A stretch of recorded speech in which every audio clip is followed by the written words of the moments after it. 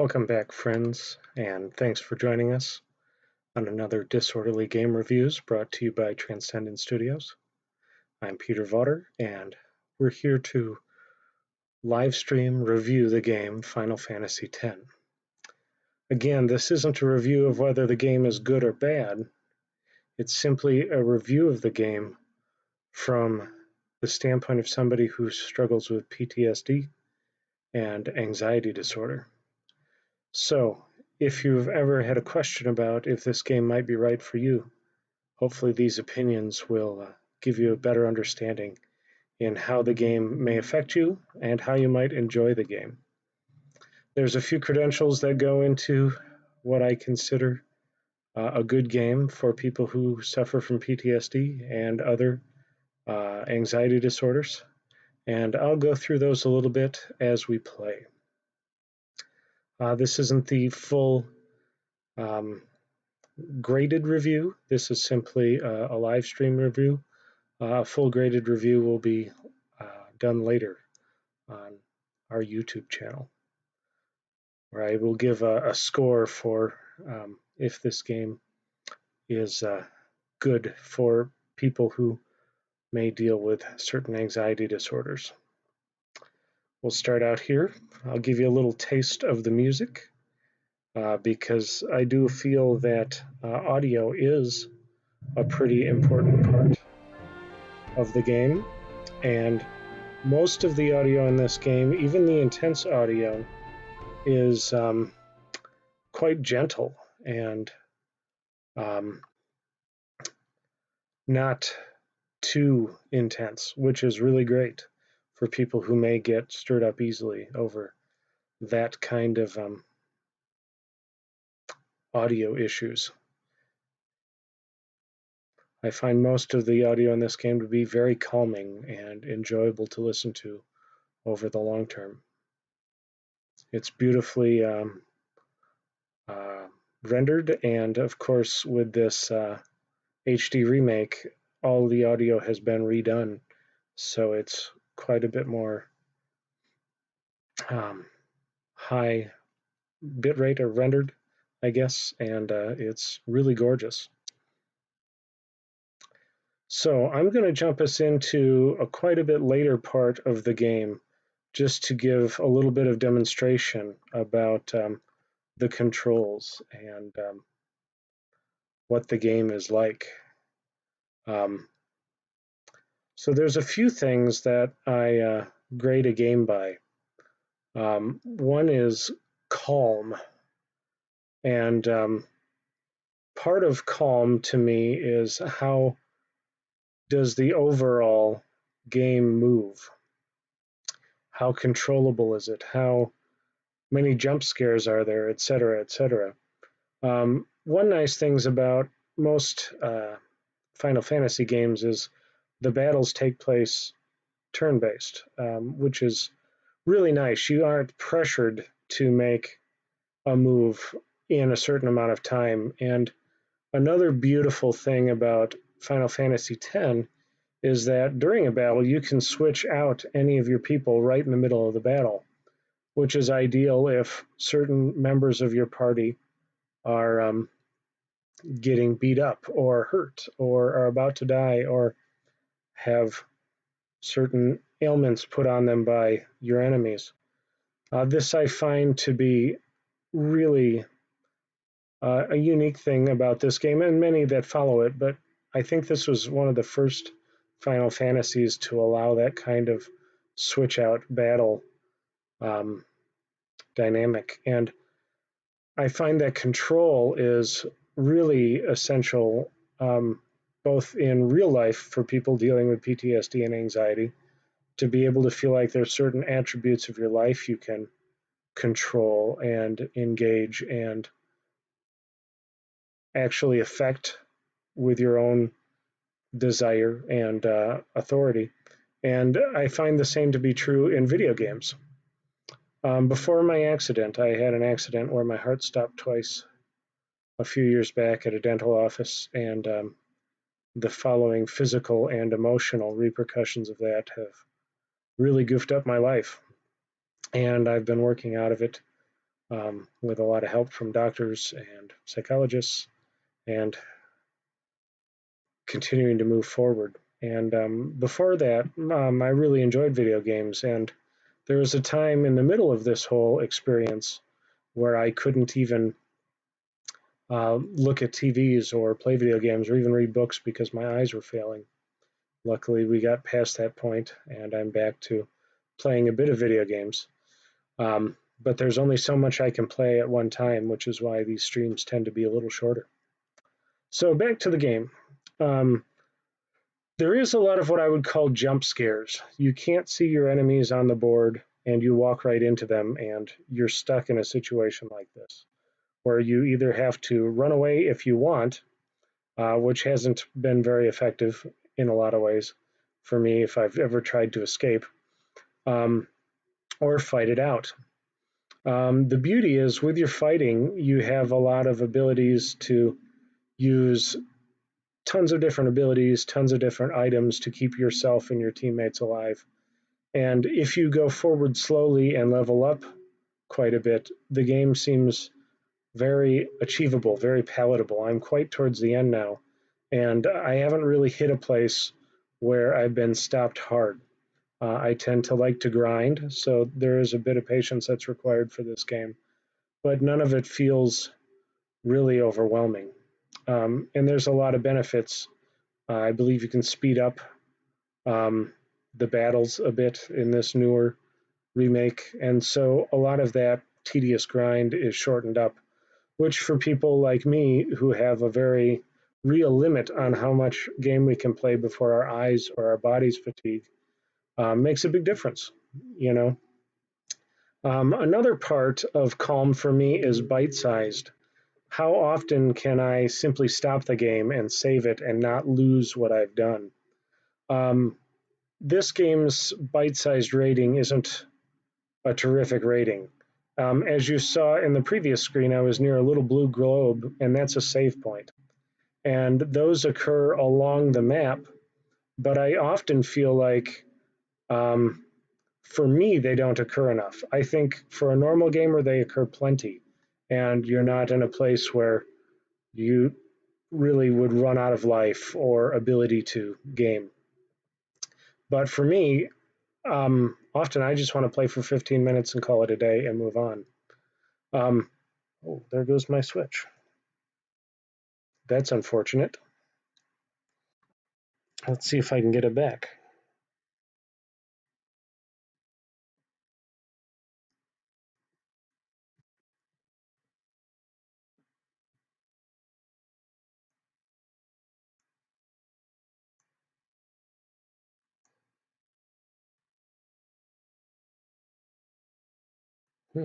I wonder what's going wrong.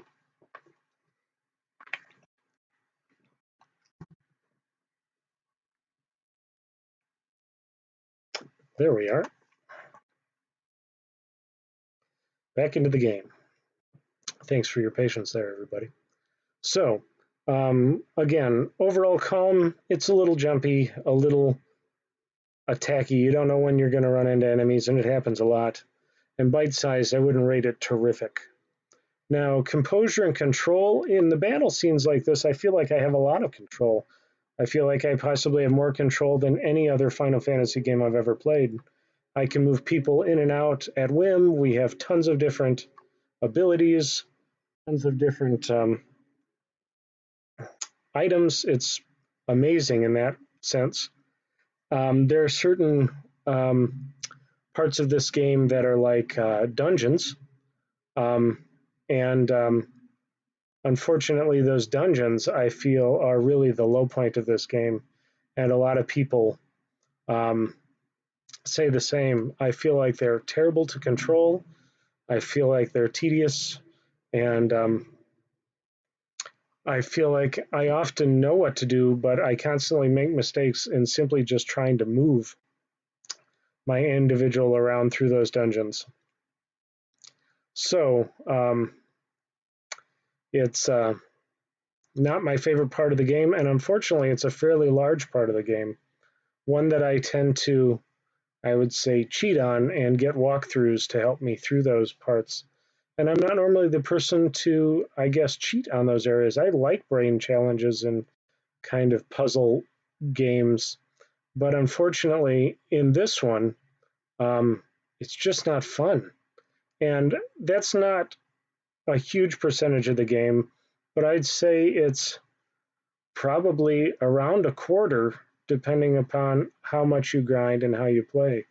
So it could get a better rating there as well. Um, Another part of my ratings is community. Are you able to play with other people? Are you able to reach out in safe ways and do it with friends and enjoy gaming in that way? And unfortunately, this game does not have any community to it.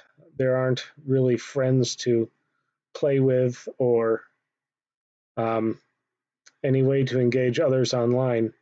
It's pretty much a single game. So the community rating is pretty low. Um, Another rating I have is personality. How customizable is the game? And I guess from an RPG standpoint, it's quite customizable. You can build up your people in wonderful ways, decide what their strengths and weaknesses are, um, what weapons they'll be using. All these things are adjustable throughout the game. And um, for instance, I will show you right here.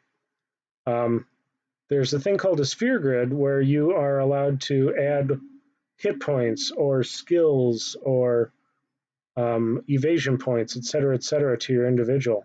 And you are the one that gets to dictate the direction that those go and kind of build your person just the way you want, which I think is wonderful.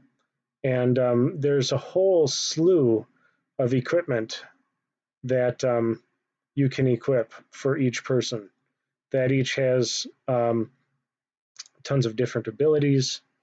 And those abilities can even be exchanged and customized and built up for each weapon, which is terrific.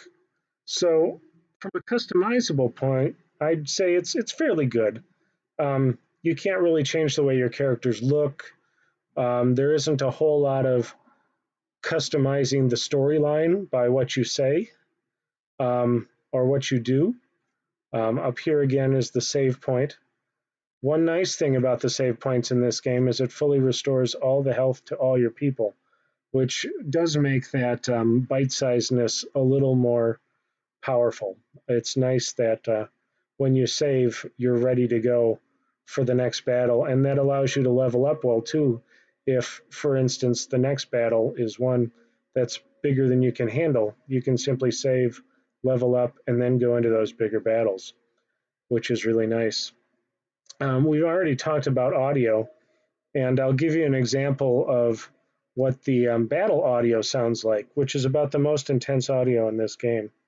We'll pull it up here.